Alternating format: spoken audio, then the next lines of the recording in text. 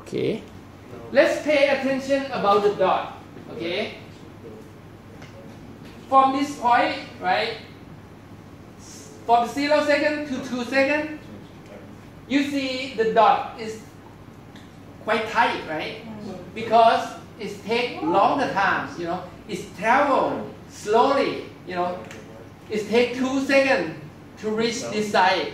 But on the way back, right, it takes twice as fast, right? It takes only 1 second to come back here, okay? So now what I'm going to do, right? How about if I'm going to add some additional movement on here? For example, if I want to add something between here, okay? So I move my current time indicator. See? Why? If I move my current time indicator right here, okay? Right here, okay? And then what I'm going to do, right? I'm going to move this guy below,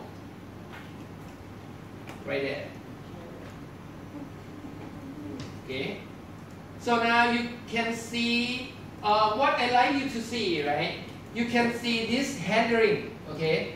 This handling right here. Can you see that? So when you tweak the hand, right? It generates curve on your animation part, right? What will happening, right? On this particular one and on this particular two, right?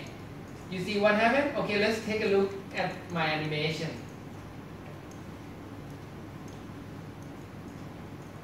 So you can see the movement of this, right? It's go along the curve, It's go along the curve. So if you want to create, like a ball bouncing to the floor, right? But this one maybe is not quite accurate, right? It looks more like landing space, something like that. Because all the space between these two is all equal, right? So if you want something, more like realistic or organic animation, right? So you might want to tweak some of the part on that. Okay. So what I'm going to do, we're going to create. Okay, let's go to that position. Okay. And then what you're going to do, right? You hold down your Alt key. Okay, hold down Alt key. Alt key on the keyboard or Option key on the Macintosh, right? And then click on the handle. And now what I'm going to do, right? And drag it up. Okay, and drag it up. Okay, doing the same thing on here. Drag this up like that. Something like this. And move this guy lower. And now what I'm going to do, I press the space bar, right? So it changed my cursor to be a hand tool, just like in Photoshop. And then I press this key again, right there, Alt key and click. And then press Alt key, click.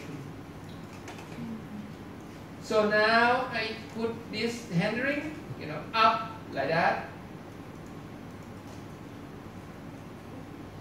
So let's pay attention about the space between each dot, okay? The more space you have between each dot is the faster your object going, okay? The more space is faster, it's traveling. The less space, so it's slower, okay?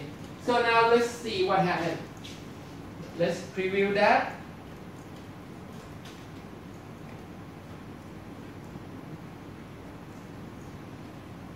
So now I'm going to turn off the screen preview frame, right? So you can see the picture more obvious. Okay. So now you can see your star, right, moving, and bouncing, animated in, interesting manner.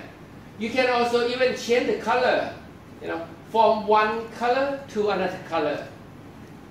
Something like that.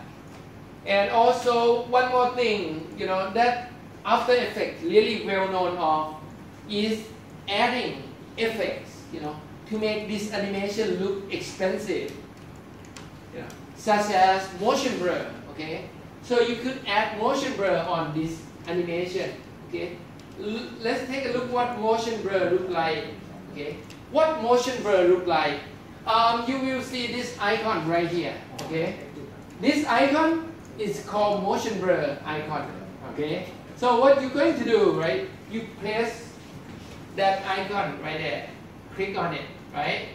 And then you go to your layer. You're going to see your motion blur layer, right? So you click on that, and you see what happened when you click on motion blur on that layer.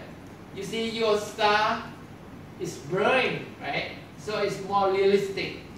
So now let's play.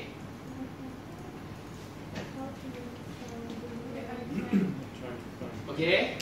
So now you're going to have some interesting movement going on, right? So some interesting movement going on. Okay.